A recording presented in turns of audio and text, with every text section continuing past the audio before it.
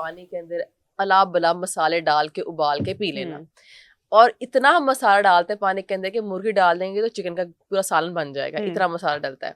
Gain होता है overall सारी खुराक की ज्यादती से। सुबह दोपहर शाम अनाज खाने के हक में नहीं हूँ मैं। जब तक हम जिंदा हैं, इस सेहत के साथ इस जिस्म को अगर सही रखना है ना, तो उसके साथ एक डिसिप्लिन रिक्वायर्ड है। ऐसी मिथ जो आपने भी बहुत बार सुनी हो, कोई क्लाइंट कोई पेशेंट आपके पास आए हो और जो आपको बहुत कॉमन लगता हो, जैसे मैंने लहसुन की बात की, आपने सबसे ज्यादा किस सब्जी या फल के बारे में क्या सुना देखा?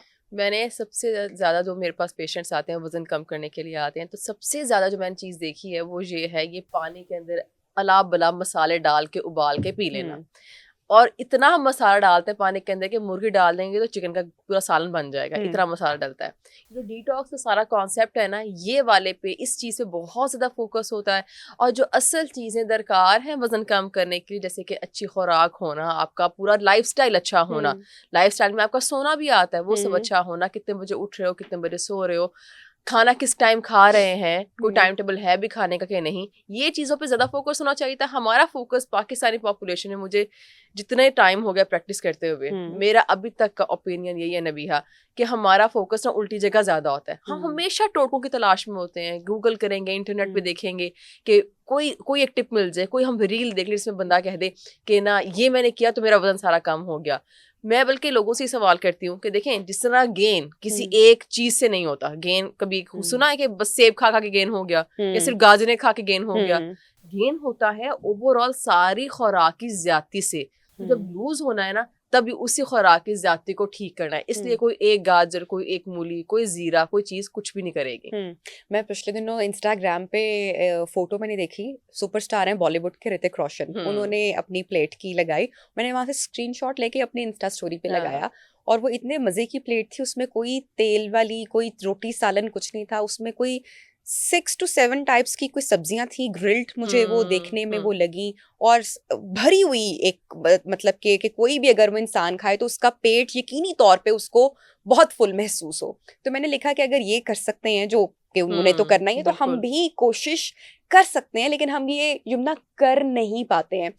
हेल्दी रहने के लिए, नॉर्मल वजन में रहने के लिए हमें अपनी प्लेट कैसे सजानी है जो हम हमेशा खा सकें, बोर ना हो जिससे। मैंने बड़े मजे का इंटरव्यू देखा, एक सुपरस्टार है, उन्होंने कहा, आप सुपरस्टार्स आपको पता जितने भी टीवी के लोग होते हैं उनकी ट्रैवलिंग बहुत ज्यादा होती है, इसी तरह जो स्पोर्ट्स स्टार्स होते हैं उन बड़े बड़े होटल्स में रहते हैं और खाने की दुनिया की हर चीज उनके सामने होती है।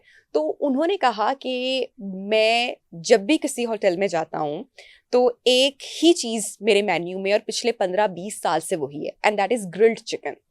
कि कोई मेन्यू देखना ही नहीं है और मुझे पता है कि मुझे बस एक पोर्शन जो है वो ग्रिल्ड चिकन का लेना है, तो इसलिए ऐसा है। हम यूजुअली ऐसा नहीं कर पाते हैं।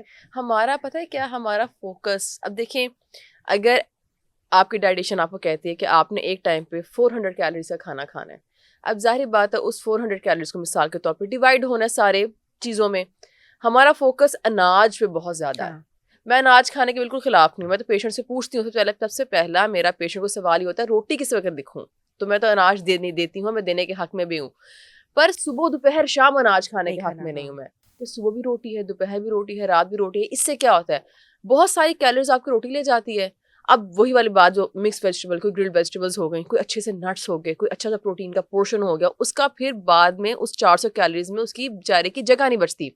अब हमारे यहाँ मैंने ये देखा है कि बहुत दफ़ा अब इंस्टाग्राम में मुझे मैसेज आ रहे होते हैं, इस तरह रील्स मुझे भी फॉरवर्ड होती हैं कि ये बताए, इसने ये कह दिया, ये बंदा ये खा रहा है, बताइए क्या चीज़ सही है क्या गलत है। और उसमें अगर मैं आपको बताऊं, इंडिया से बहुत हमारा, हम वहाँ पे देखते हैं और फॉरवर्ड करते हैं कि वो जो कर रहे हैं, कंटेंट हम बहुत देखते हैं। अच्छा, बहुत दफ़ा वहाँ के स्टार्स की इसी तरह प्लेट्स और लाइफस्टाइल और चीज़ों की ना, या टोटकों पे आ रही होती है, मुझे फॉरवर्ड हो रही होती है रील्स की, इसने ये किया, आप बताएं।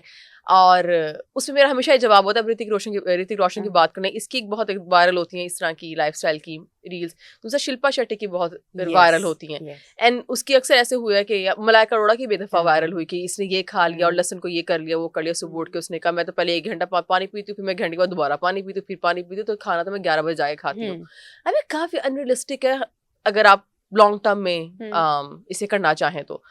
अब वहां मैं हमेशा एक बात कहती हूँ सिर्फ, कि आपने ये देख लिया कि उसने टोटका क्या किए हैं, और 2 घंटे बाद इसने जाके 3 घंटे का जो योगा करना है या इसने जिम जाना है, उस खातून ने मेरा नहीं ख्याल जिम कभी छोड़ी वो है। मैंने भी कल परसों ही एक वो रील भी देखी, उसमें मैसेज था बल्कि, वो कहते हैं कि जिम तो आप सिर्फ 1 से 1.5 घंटा जाते हैं, उसके बाद के जो 23 घंटे होते हैं वो आप घर पे गुजारते हैं। तो जिम आप 1 घंटा जा रहे हैं, वो आपको क्या ही दे देगा जो आपने बाकी 23 घंटे घर पे कितने डिसिप्लिन से गुजारे हैं, वो मैटर करते हैं। ये बहुत जरूरी है कि आप चीजों को ना पिक एंड चूज नहीं करें।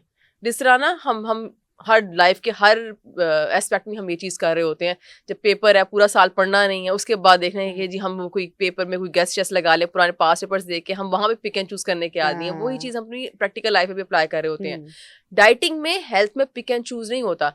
ये वहां से उठा लिया, एक टोटका इंडिया से उठा लिया, एक पाकिस्तान से, एक नेपाल से उठा लिया, अब इसको मिला के हमने अपनी डाइट बना लेनी है। जो मुझे समझ में अब तक आया, क्योंकि हम भी एक दूसरे को इतने सालों से जानते हैं और मैं भी काफी अरसे से फिटनेस करते हैं, ब्रेक आती है, फिट करते हैं, डाइट कंट्रोल करते हैं, तो ये एक जद्दोजहद मुसलसल कई सालों से मेरे ख्याल से मेरी भी चल रही है, बहुत सारे लोगों की चल रही होती है, और ये लाइफ टाइम है। जो मुझे अंडरस्टैंडिंग आई है लाइफस्टाइल की, फिटनेस की, कि दैट इज ओनली डिसिप्लिन। बिल्कुल, जब भी आप कोई चीज डिसिप्लिन से करेंगे, कॉन्टिन्यूसली करेंगे, तो उसके रिजल्ट आएंगे। ये नहीं कि आपने 6 महीने आप पागलों की तरह डाइट कर ली, पागलों की तरह जिम कर लिया और अगले 6 महीने आपको होश ही नहीं है। मैं तो ये कहती हूँ कि ना जो लोग भी इसको ये टेम्परेरी चीज समझते हैं ना, कि सीजनल है, सर्दियों के महीने में या गर्मियों के महीने में कि और छोड़ देनी है, what we need to understand is कि जब तक हम जिंदा हैं, इस सेहत के साथ इस जिस्म को अगर सही रखना है ना, तो उसके साथ एक डिसिप्लिन रिक्वायर्ड है।